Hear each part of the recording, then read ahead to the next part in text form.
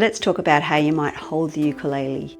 I use a strap so that my hands are free to play rather than play and hold the ukulele at the same time. My right arm at the elbow, it hugs into the ukulele there, so it's nice and comfortable. That allows my hand to sit naturally over the strings at that spot there. I'm also making sure that there is some space between my body and the back of the ukulele so that sound can resonate and not get trapped.